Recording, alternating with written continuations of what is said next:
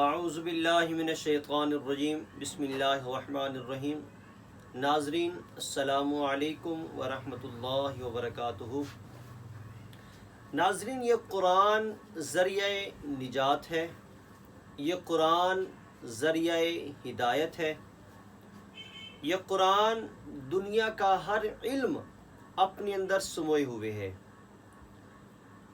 اگر ہم قرآن سے صرف علم غیب تلاش کریں ہمیں صرف علم غیب ملے گا۔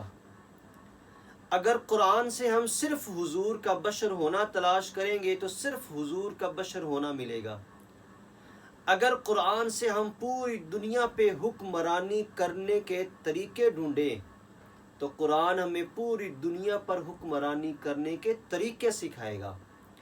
اس کا مطلب یہ ہے کہ یہ قرآن جو ہے یہ صرف اور صرف عربی کا نام نہیں ہے، اس قرآن کے اندر علوم کا خزانہ ایک ہے، جس خزانے کو اے مسلمان تو نے تلاش کرنا ہے، جس خزانے کو تو نے اپنے اندر بھرنا ہے اور بھر کر اس دنیا پہ راج کرنا ہے۔ اللہ کرے کہ ہم لوگ قرآن کے اس خزانے کو تلاش کریں، یہ چھوٹے چھوٹے جو ہمارے اختلافات ان اختلافات سے دور ہوں اور قرآن کی گہرائی میں اتریں، اور قرآن کی گہرائی میں اتر کر جب ہم اس کے اندر جائیں گے تو یہ قرآن ہمیں پوری دنیا پہ حکمرانی کرنے کے طریقے سکھائے گا۔ اسی میسیج کے ساتھ، پیغام کے ساتھ ہم آج کا پارہ نمبر 2 کا درس شروع کرتے ہیں۔ ایک چھوٹی سی گزارش ہے، اگر آپ لوگوں نے ہمارے اس چینل کو سبسکرائب نہیں کیا تو برائے مہربانی اس چینل کو سبسکرائب کر کے نیکی کے اس سفر میں آپ ہمارے ہم سفر بن جائیں۔ بیل آئیکن ضرور دبائیے گا تاکہ ہماری ہر آنے والی نئی ویڈیو اور نیا درس ماہ رمضان میں آپ تک پہنچ سکے۔ اللہ تعالیٰ قرآن پاک میں ارشاد فرماتا ہے، سورۃ البقرہ آیت نمبر 143، وَكَذَلِكَ جَعَلْنَاكُمْ أُمَّةً وَسَطًا لِتَكُونُوا شُهَدَاءَ عَلَى النَّاسِ وَيَكُونَ الرَّسُولُ عَلَيْكُمْ شَهِيدًا، اور یوں ہی ہم نے تمہیں سب امتوں میں افضل کیا۔ اے امت محمدیہ، یہ تمہاری بات ہو رہی ہے اور تمہارا حال یہ ہے کہ باقی دنیا میں جب مشکل وقت آئے تو وہ ایک دوسرے کا ساتھ دیتے ہوئے چیزیں سستی کر دیتے ہیں، اور امت محمدیہ جو مسلمان کہلاتے ان میں سے کچھ طبقہ ایسا ہے جو مادہ پرست ہے، دنیاوی اغراض و مقاصد ان کے مقصد ہیں، وہ ان دینوں میں آ کر بھی اپنا لالچ چھوڑتے نہیں ہیں۔ اور قرآن کیا کہہ رہا ہے کہ تم سب سے بہترین امت ہو، ہم نے تمہیں کیا کیوں؟ لِتَكُونُوا شُهَدَاءَ عَلَى النَّاسِ، تاکہ تم لوگوں پر گواہ ہو جاؤ، وَيَكُونَ الرَّسُولُ عَلَيْكُمْ شَهِيدًا، اور یہ رسول صلی اللہ علیہ وسلم تمہارے نگہبان و گواہ ہو جائیں۔ اب امت محمدیہ میں سے جو مسلمان ہیں یہ کیسے گواہ ہیں؟ آئیں، بخاری شریف کتاب الجنائز، اس کو امام احمد نے ابو الاسود سے نقل کیا ہے، کہتے کہ میں جب مدینہ آیا تو اتفاقاً یہاں پہ بیماری بڑھ گئی، موسم ٹھیک نہیں تھا، لوگ کثرت سے مرنے لگے۔ تو ابو الاسود کہتے ہیں کہ میں حضرت عمر بن خطاب کے پاس بیٹھ گیا، ایک جنازہ آیا، اس آدمی کی تعریف اور توصیف کی گئی، آپ نے فرمایا واجب ہو گئی۔ پھر ایک اور جنازہ آیا، اس کی تنقید اس پہ کی گئی اور اس کے عیوب بیان کیے گئے، تو حضرت عمر نے فرمایا کہ واجب ہو گئی۔ ابو الاسود کہتے ہیں کہ امیر المومنین ذرا بتائیں تو صحیح کہ کیا واجب ہو گئی؟ تو عمر فاروق کہتے ہیں کہ میں نبی کریم صلی اللہ علیہ وسلم سے یہ سنا ہے، آپ نے فرمایا کہ اگر کسی مسلمان شخص پر 4 لوگ اس کے اچھے ہونے کی گواہی دے دیں تو اللہ تعالیٰ اس کو جنت میں داخل کر دیتا ہے۔ سبحان اللہ۔ یعنی جنازے کو دیکھیں اور اس جنازے پہ 4 لوگ اس کی تعریف کر دیں کہ یہ بندہ بہت اچھا تھا، وعدے کا پابند تھا، اس طرح کی خوبیاں بیان کر دیں 4 لوگ، تو اللہ تعالیٰ اس پر کیا واجب کر دیتا ہے؟ جنت واجب کر دیتا ہے۔ پھر ہم نے ایک بارے میں عرض کی یا رسول اللہ صلی اللہ علیہ وسلم اگر 4 شخص نہ ہو، فرمایا 3 بھی ہوں اللہ پھر بھی واجب کر دے گا۔ ہم نے عرض کی اگر 2 ہوں تو حضور نے فرمایا کہ اگر 2 لوگ اس کے اچھے ہونے کی گواہی دے دیں تو رب تعالیٰ پھر بھی اس پہ جنت واجب کر دیتا ہے۔ پھر ہم نے ایک کے بارے میں نہیں پوچھا۔ اب یہ امت محمدیہ کی گواہی ہے، اس لیے کہا جاتا ہے کہ جب بندہ دنیا سے چلا جائے اس کی اچھائی کرو، برائی نہ کرو۔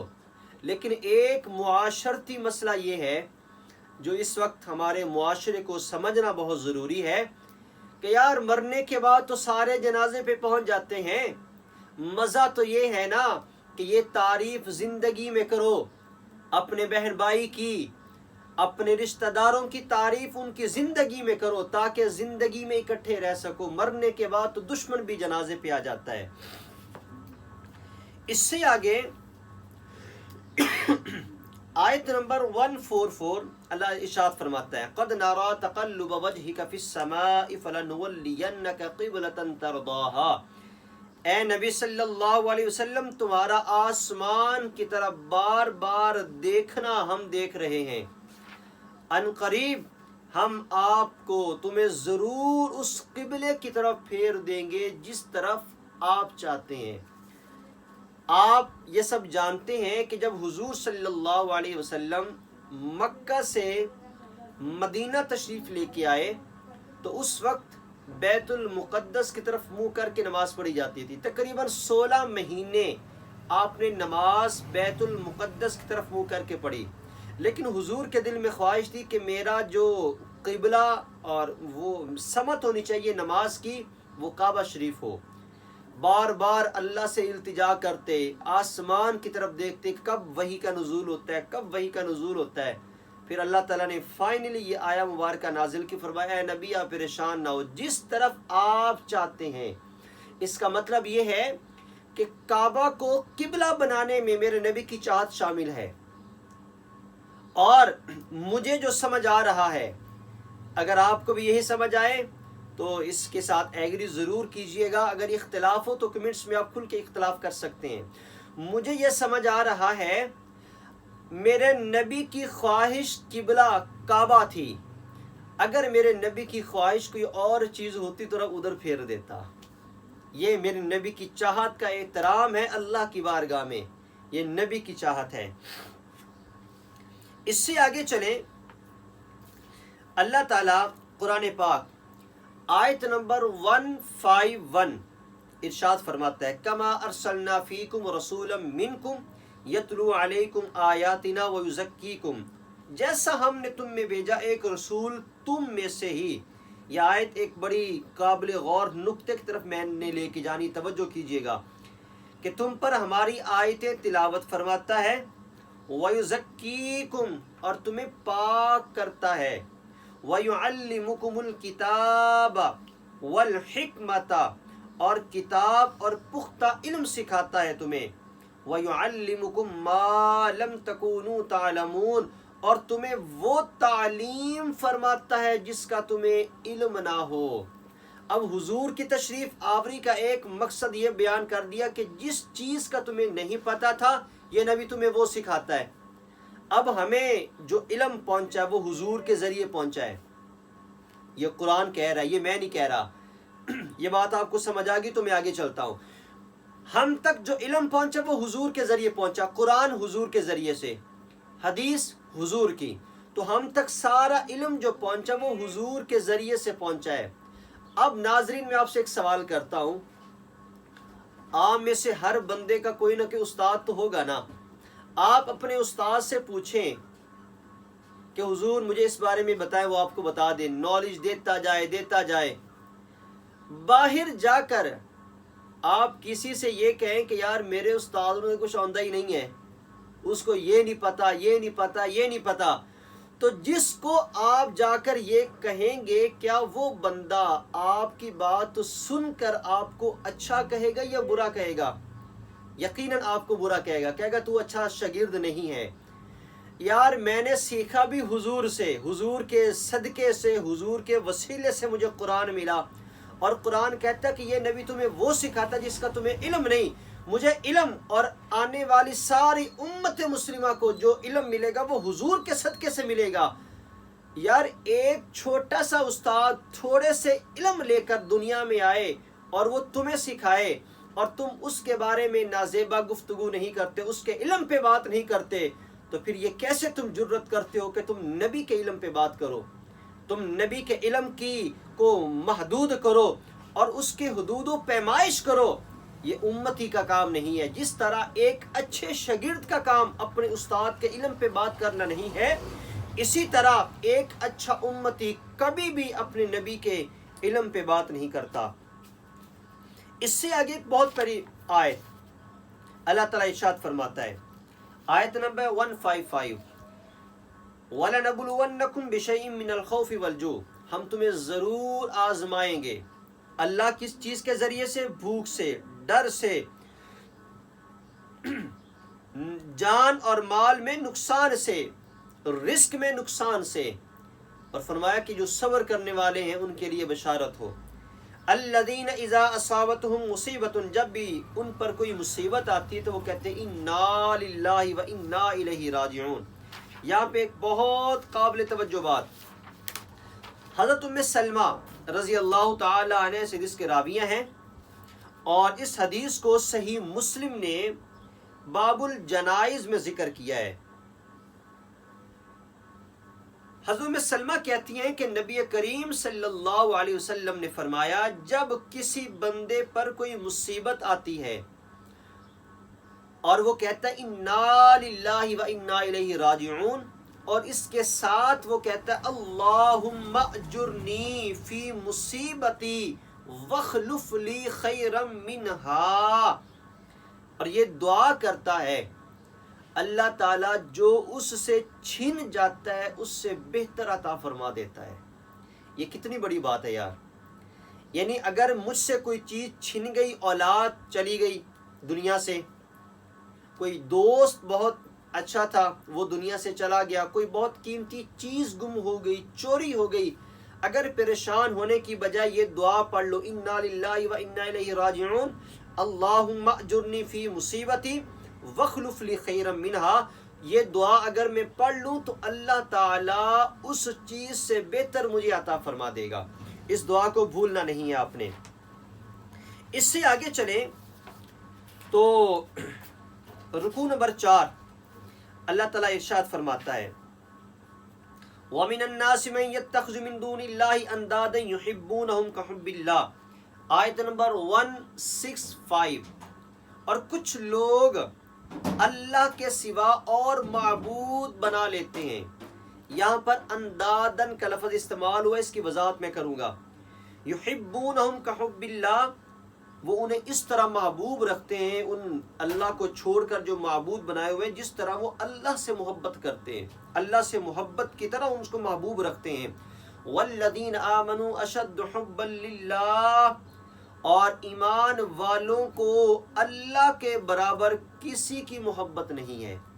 اب اندادن کس کو کہتے ہیں؟ اندادن کہتے ہیں کلو ما کان مشغلا عن اللہ مانعا عن امتثال اوامرہ، ہر وہ چیز، تفسیر مظہری میں، اس کی تفسیر میں پیر کرم شاہ صاحب الازہری لکھتے ہیں، کہتے ہیں کہ ہر وہ چیز جو انسان کو اللہ سے غافل کر دے، اللہ کی یاد سے غافل کر دے، وہ اندادن میں آتی ہے۔ یہ موبائل جو آپ کے ہاتھ میں ہے، یہ کمپیوٹر جس پہ آپ اس ویڈیو کو دیکھ رہے ہیں، اگر یہ موبائل آپ کو اللہ سے غافل کر دے، یہ بھی فتنہ ہے۔ آپ انٹرنیٹ استعمال کریں، اگر یہ انٹرنیٹ آپ کو اللہ سے غافل کر دے، یہ فتنہ ہے۔ کوئی دوست جو آپ کو اللہ سے غافل کر دے، وہ فتنہ ہے۔ ہر وہ چیز جو اللہ سے غافل کر دے وہ انسان کے لیے فتنہ ہے، تو اس چیز سے بچنا چاہیے۔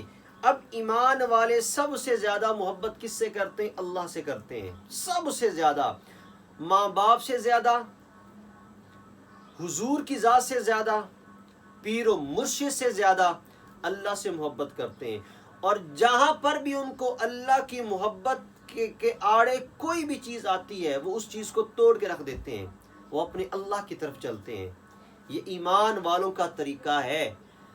اب اگر کوئی بندہ اپنے آپ کو کسی بھی انسان کے ساتھ اتنا انوالو کر لے کہ وہ اللہ کو بھول جائے تو اللہ کہتا ہے کہ پھر یہ ایمان والے کی نشانی نہیں ہے۔ کیوں؟ ایمان والا تو کس سے محبت کرتا ہے سب سے زیادہ؟ مجھے آواز تو خیر آپ کی نہیں آئے گی لیکن آپ کو بلند آواز میں تھوڑا سا تو بولنا چاہیے۔ کس سے محبت کرتا ہے؟ اللہ سے کرتا ہے۔ تو اللہ کرے ہمارے دلوں میں اللہ کی محبت بہت زیادہ آ جائے۔ اس سے آگے اللہ تعالیٰ ارشاد فرماتا ہے آیت نمبر 172، یا ایھا الذین آمنوا کلوا من طیبات ما رزقناکم واشکروا للہ ان کنتم ایاہ تعبدون۔ اے ایمان والو، ہمارے دیے ہوئے رزق میں سے پاک چیزیں کھاؤ، صاف ستھری کھاؤ، واشکروا للہ، اللہ کا شکر ادا کرو۔ تو رزق کے ساتھ شکر کو جوڑ دیا۔ اگر ہم جس کا کھا رہے ہیں اس کے گن بھی گانے چاہیے۔ اگر اللہ کا رزق ہم کھاتے ہیں تو پھر اللہ کا شکر بھی ادا کرنا چاہیے۔ اور شکر کرنے کے مختلف طریقے ہیں، ان میں سے ایک طریقہ عبادت ہے، ایک طریقہ راہ خدا میں خرچ کرنا ہے، ایک طریقہ اللہ کے نیک بندوں سے محبت بھی اللہ کا شکر کرنے میں آتی ہے۔ تو یہ ساری چیزیں اس میں آتی ہیں۔ دوسرے پارے میں روزے کا بھی ذکر ہے، یا ایھا الذین آمنوا کتب علیکم الصیام، آیت نمبر 183، اے ایمان والو کتب علیکم الصیام، تم پر روزے فرض کیے گئے، کما کتب علی الذین من قبلکم، جیسا کہ تم سے پہلے لوگوں پہ روزے فرض کیے گئے تھے۔ اب روزے کا مقصد کیا ہے؟ لعلکم تتقون، تاکہ تم تقوی اور پرہیزگاری کے ایک اچھے معیار پہ پہنچ جاؤ۔ یہاں پہ ایک دو مسئلے جو ضروری ہیں جو بتانا وہ آپ کے میں گوش گزار کرتا ہوں۔ جب ہم روزہ رکھتے ہیں نا تو کچھ لطیفے بنے ہوئے ہیں کہ ایک بندہ کہتا ہے کہ یار کاکے جا کے ایک سورج ڈوبیا کہ نہیں ڈوبیا؟ وہ کہتا کہ بابا جان ابھی نہیں ڈوبا۔ تھوڑی دیر بعد وہ پھر کہتا ہے کہ جاؤ اب دیکھ کے آؤ سورج ڈوبیا کہ نہیں ڈوبیا، 2-3 مرتبہ۔ بلاخر وہ کہتا ہے کہ آج اے مینو لے کے ڈوبے گا۔ یہ غلط رویہ ہے، یہ غلط بات ہے۔ اس طرح کی کوئی بھی بات جو عبادت کے ساتھ منسلک ہے نہ وہ صحیح ہے اور نہ اس چیز کو آگے لے کے چلنا چاہیے۔ اب روزے کا مقصد تقوی، تقوی 2 چیزوں کا نام ہے، اللہ سے ڈرنا، گناہوں کو چھوڑ دینا۔ ماہ رمضان میں ہر بندہ اس معیار پہ تقریباً کچھ نہ کچھ آ جاتا ہے۔ چھوٹا سا بچہ بھی اگر روزہ رکھے، بھوک پیاس شدت کی لگی ہو، کمرے میں کوئی بھی نہیں ہے، کیا خیال ہے وہ پانی پیے گا؟ جی ناظرین، نہیں پیے گا وہ۔ اگرچہ اس کو ماں باپ نہیں دیکھ رہے لیکن اس کے دل میں یہ بات ہے کہ اگرچہ میرا ماں باپ مجھے نہیں دیکھ رہا لیکن میرا اللہ تو مجھے دیکھ رہا ہے نا۔ یہی تقوی ہے۔ یعنی اس روزے نے ایک چھوٹے سے بچے کو تقوی کا وہ معیار دے دیا جو اللہ تعالیٰ بڑوں میں دیکھنا چاہتا ہے۔ تو اگر روزہ انسان کو تقوی کا معیار وہ نہیں دے رہا تو اس کا مطلب یہ ہے کہ ابھی میرے روزے کے جو اخلاص ہے اس میں ابھی تک کچھ کمی ہے۔ اس سے آگے اللہ تعالیٰ ارشاد فرماتا آیت نمبر 195، وَأَنفِقُوا فِي سَبِيلِ اللَّهِ، اللہ کی راہ میں خرچ کرو، وَلَا تُلْقُوا بِأَيْدِيكُمْ إِلَى التَّهْلُكَةِ، اور اپنے ہاتھوں کو ہلاکت میں نہ ڈالو، وَأَحْسِنُوا، نیکی کرنے والے بن جاؤ۔ کیوں؟ إِنَّ اللَّهَ يُحِبُّ الْمُحْسِنِينَ، بے شک اللہ بھلائی نیکی کرنے والوں کو پسند فرماتا ہے۔ سبحان اللہ۔ یار خود نیک بننا کو بڑی بات نہیں، دوسروں کو نیک بنانا بڑی بات ہے۔ اب میں اس کی ایک مثال دیتا ہوں آپ کو۔ یہ درس قرآن آپ سن رہے ہیں، کچھ باتیں اچھی آپ نے اس سے لی، آپ کے ذہن میں خیال آتا ہے کہ یار یہی چیز میں اپنے دوسرے بھائیوں کے ساتھ شیئر کر دوں۔ اب جتنا اس نیکی کو آپ پھیلائیں گے آپ اللہ کی نظر میں اتنے اچھے بنتے چلے جائیں گے. آپ پورے ملک سے دنیا سے کہیں سے بھی کوئی اچھی بات سنتے ہیں اپنے دوستوں سے اس کو شیئر ضرور کریں. یہ نیکی ہے, یہ صدقہ جاریہ ہے. اور جو نیکی کرتا ہے اللہ قرآن میں کہتا ہے کہ ان اللہ یحب المحسنین, بے شک اللہ بھلائی کرنے والوں کو پسند فرماتا ہے. اس سے آگے آیت نمبر 208 اللہ ارشاد فرماتا ہے یا ایھا الذین آمنوا ادخلوا فی السلم کافہ, اے ایمان والو اسلام میں پورے داخل ہو جاؤ. اسلام میں پورے, صرف نام مسلمانوں والا رکھنے سے بندہ صحیح مسلمان نہیں بن جاتا. صرف مسجد میں آ کر 5 فرض پڑھنے سے بندہ صحیح مسلمان نہیں بن جاتا. صرف زکوٰۃ لاکھوں روپیہ دینے سے بندہ صحیح مسلمان نہیں بن جاتا. یار اتنی لمبی داڑیاں رکھنے کے بعد بھی بندہ, صرف داڑھی رکھنے سے بندہ صحیح مسلمان نہیں بنتا. مسلمان کب بنتا ہے بندہ؟ جب اس کا اخلاق بہتر ہوتا ہے. مسلمان صحیح انسان کب ہوتا ہے؟ جب اس کی زبان سے کسی کو تکلیف نہیں پہنچتی. مسلمان انسان تب صحیح بنتا ہے جب اس کے ہاتھ سے کسی کو تکلیف نہیں ہوتی, جب اس کے خیالات سے کسی کو تکلیف نہیں ہوتی, تب وہ صحیح مسلمان بنتا ہے.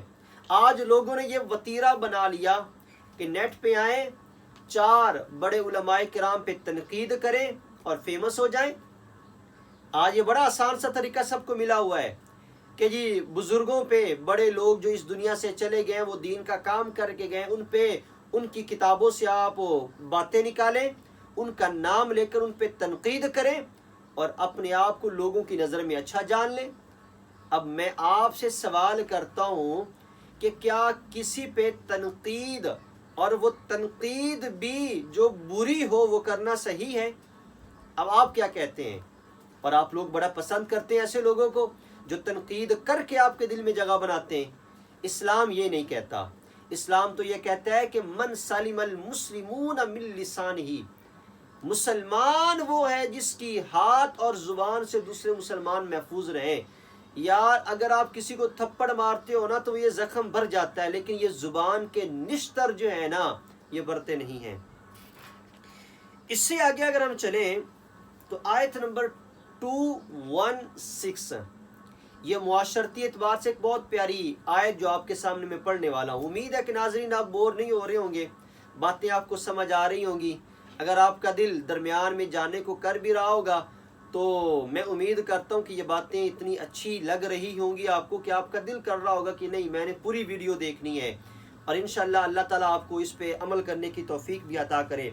کتب علیکم القتال وهو کرہ لکم, لوگو تم پر اللہ کی راہ میں لڑنا فرض کیا گیا ہے. وَهُوَ كُرْهٌ لَكُمْ, اگرچہ وہ تمہیں ناپسند ہی کیوں نہ ہو. یہ جو بات ہے بڑی قابل توجہ. وَعَسَىٰ أَن تَكْرَهُوا شَيْئًا, قریب ہے کہ کوئی بات تمہیں بری لگے. وَهُوَ خَيْرٌ لَكُمْ, اور وہ تمہارے لیے بہتر ہو. وَعَسَىٰ أَن تُحِبُّوا شَيْئًا, قریب ہے تمہیں کوئی چیز اچھی لگے. وَهُوَ شَرٌّ لَكُمْ, وہ چیز تمہارے لیے بری ہو. وَاللَّهُ يَعْلَمُ وَأَنْتُمْ لَا تَعْلَمُونَ, اور اللہ جانتا ہے تم نہیں جانتے.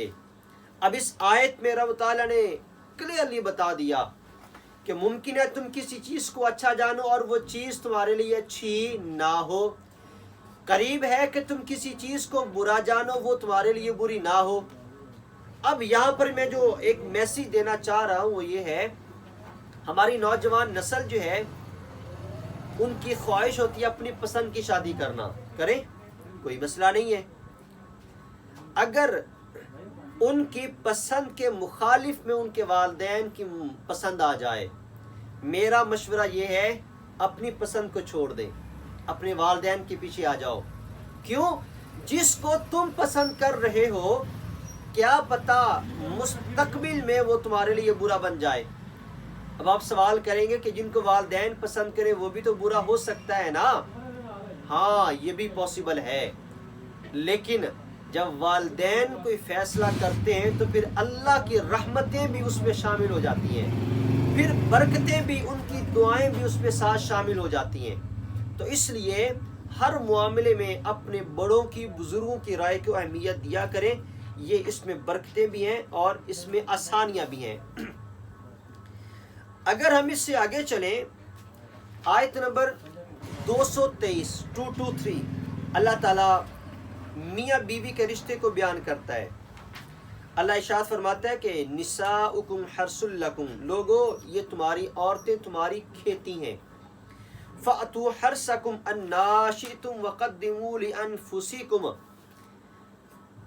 شادی صرف اور صرف نفسانی خواہشات کو پورا کرنے کا نام نہیں، یہ ایک مقصد ہے جو اسلام اپنے ماننے والوں کو دیتا ہے، اور وہ مقصد کیا ہے؟ نسل انسانی کی حفاظت اور اچھی اولاد تربیت کرنا، اچھی اولاد بنانا، یہ ایک مقصد ہے اس کا۔ اگر آپ تربیت صحیح نہیں کر رہے تو آپ اسلام کا یہ ایک جو بہت بڑا حصہ ہے اس کو صحیح طرح سے پورا نہیں کر رہے۔ اس سے اگر ہم آگے چلیں تو طلاق کا ذکر اس میں آتا ہے۔ طلاق کے حوالے سے میں کچھ عرض کرنا چاہتا ہوں۔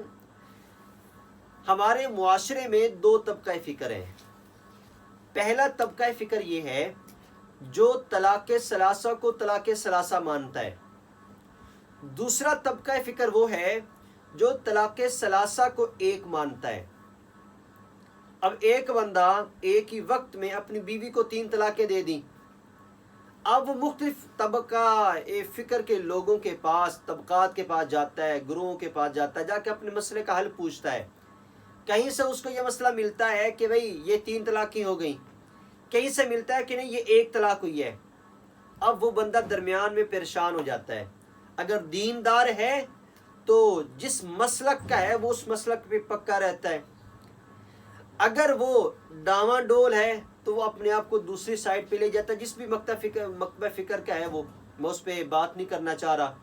اب یہ طلاق حلال اور حرام کے درجے کی چیز ہے، کیا یہ بہتر نہیں کہ یہ علماء کرام بیٹھ کر اس حلال و حرام کے مسئلے کو واضح کر دیں تاکہ عوام الناس جو ہے وہ اس جو یہ کنفیوژن ہے وہ دور ہو جائے؟ سب سے بہتر میں یہ سمجھتا ہوں کہ ہمارے بڑے علماء کرام کو چاہیے، تمام مکاتب فکر کے علماء کرام کو چاہیے وہ اس مسئلے پہ اکٹھے بیٹھیں اور اکٹھے بیٹھ کر ایک لاہ عمل دیں۔ یہ حلال اور حرام کا مسئلہ ہے، یہ کوئی چھوٹا مسئلہ نہیں ہے۔ اس سے آگے اللہ تعالیٰ نے وَإِذَا طَلَّقْتُمُ النِّسَاءَ فَبَلَغْنَ، یہ پورے 2-3 رکوع ہیں جو اللہ تعالیٰ نے طلاق کے معاملات کو ذکر کیا ہے۔ آگے میاں بیوی کے جو رشتہ ہے اس کو بھی خالق کائنات نے ذکر کیا، اور اللہ تعالیٰ قرآن پاک میں ارشاد فرماتا ہے کہ ہن لباس لکم وانتم لباس لہن، مرد عورت کے لیے لباس کی طرح ہے اور عورت سے کہہ دیا کہ وہ مرد کے لیے لباس کی طرح ہے، تو دونوں کو ایک دوسرے کا لباس قرار دے دیا۔ اب لباس کی ایک خاص بات ہے، پتہ ہے کیا؟ چلے میں آپ سے پوچھتا ہوں کہ لباس کی خاص چیز کیا ہے؟ آپ جو آپ کے ساتھ بیٹھا ہوا ہے نا، آپ اس کو جواب دے دیں۔ میں یہ سمجھتا ہوں کہ لباس کی خاص بات یہ ہے کہ جب یہ جسم پہ آتا ہے نا، انسان کے سارے عیب چھپا دیتا ہے، یہ ایک خاص بات ہے۔ ایک اور بھی ہے، یہ میں بتاتا ہوں، آپ سے نہیں پوچھتا۔ دوسری یہ ہے، لباس جتنا قیمتی ہوگا بندے کی شخصیت اتنی ابھر کے آئے گی سامنے۔ 300 کا لباس ہو اور شخصیت ہے، 3000 کا ہو جائے شخصیت بدل جاتی ہے۔ بعض اوقات تو کچھ لوگ ایسے جو اچھا لباس پہن لینا تو ان پہ یقین ہی نہیں آتا کہ یہ وہی ہے، ہم پوچھتے ہیں تو وہی ہے، یہ مطلب لباس اتنی تبدیلی کر دیتا بندے میں۔ اب اللہ تعالیٰ نے میاں بیوی کو لباس قرار دیا، اب یہ لباس چاہے تو 300 والا بن جاؤ، لباس چاہے 3000 والا بن جاؤ، یا 3 لاکھ والا لباس بن جائیں، یہ آپ کا کام ہے۔ اب ہم اپنی گفتگو کے آخری مراحل کی طرف جا رہے ہیں۔ اللہ تعالیٰ قرآن پاک میں ارشاد فرماتا ہے، آیت نمبر 244، وَقَاتِلُوا فِي سَبِيلِ اللَّهِ وَاعْلَمُوا أَنَّ اللَّهَ سَمِيعٌ عَلِيمٌ، اور تم لڑو اللہ کی راہ میں اور جان لو کہ اللہ سنتا جانتا ہے۔ مَنْ ذَا الَّذِي يُقْرِضُ اللَّهَ قَرْضًا حَسَنًا، کون ہے جو اللہ کو قرض حسنہ دے، فَيُضَاعِفَهُ لَهُ أَضْعَافًا كَثِيرًا، پھر اللہ اس کو بڑھاتا ہے، اللہ تعالیٰ اس کی پرورش کرتا ہے اور تمہیں کئی گنا کر کے واپس کرتا ہے۔ جب ہم پریشان ہوتے ہیں مالی لحاظ سے تو ہم یہ سوچتے ہیں کہ یار جو ہماری فضول خرچیاں ہیں نا ان کو ذرا بند کریں۔ ان فضول خرچیوں میں سب سے پہلی جو چیز آتی ہے نا وہ مال جو راہ خدا میں دیتے ہیں وہ پہلے بند کرتے ہیں، حالانکہ یہی اصل بچت ہے آپ کی۔ آپ اللہ کی راہ میں جتنا دو گے رب تعالیٰ اتنا زیادہ آپ کو عطا کرے گا، یہ ذہن میں بات بٹھا لیں۔ اگر تجارت کرنی ہے تو اپنے اللہ سے کریں۔ اگر آپ کے پاس 1000 روپیہ ہے، آج آپ کو ایک میں نسخہ بتا رہا ہوں رزق میں برکت کا، اگر آپ کی جیب میں 1000 روپیہ نا اور کچھ بھی گھر میں نہیں ہے، اس میں سے 500 روپیہ اللہ کی راہ میں آنکھیں بند کر کے صدقہ کر دیں اور اللہ سے کہیں اللہ یہ میں نے تیرے ساتھ تجارت کر لی۔ یار اگر آپ ملک ریاض کے ساتھ تجارت کرو گھاٹے میں رہو گے نہیں نا۔ چلیں ملک ریاض پھر بھی چھوٹا نام ہے، پاکستان میں ہے، اگر آپ دنیا کے کسی بڑے کے ساتھ ایمیزون کے ساتھ کر لیں، علی بابا کے ساتھ کہ آپ کر لیں، دراز والوں کے ساتھ کر لیں، گھاٹے میں رہو گے نہیں۔ جب ایک دنیا دار بندوں کے ساتھ آپ تجارت کرتے ہیں تو آپ گھاٹے میں نہیں رہتے۔ اللہ کے بندوں سوچو، جب تم رب کے ساتھ تجارت کرو گے تو کیسے گھاٹے میں رہ سکتے ہو؟ پھر رب تعالی، یہ دنیا دار نقصان میں بھی جاتے ہیں لیکن رب کی طرف سے نقصان کا اندیشہ ہی نہیں ہے، ان کے پیسے بھی نقصان میں جا سکتے ہیں۔ اللہ کا تو خزانے اتنے خزانے ہیں، ہم لیتے لیتے تھک جائیں گے لیکن آپ کے اور میرے رب کے خزانے ختم نہیں ہوں گے۔ اللہ سے تجارت کیا کریں، اپنے بچوں کو سکھائیں کہ وہ تجارت پہ آئیں، اللہ کی راہ میں دیا کریں۔ آخری جو رکوع ہے وہ بنی اسرائیل پہ ہے، تابوت سکینہ کا اس میں ذکر ہے۔ تابوت کا لفظی معنی ہے لوٹنا۔ کیا لفظی معنی ہے؟ لوٹنا۔ اور اس تابوت میں یہ 3 ہاتھ لمبا تھا اور 2 ہاتھ چوڑا، اور روایات میں آتا ہے کہ اللہ تعالیٰ نے حضرت آدم علیہ السلام پر ایک تابوت نازل کیا جس میں انبیاء کی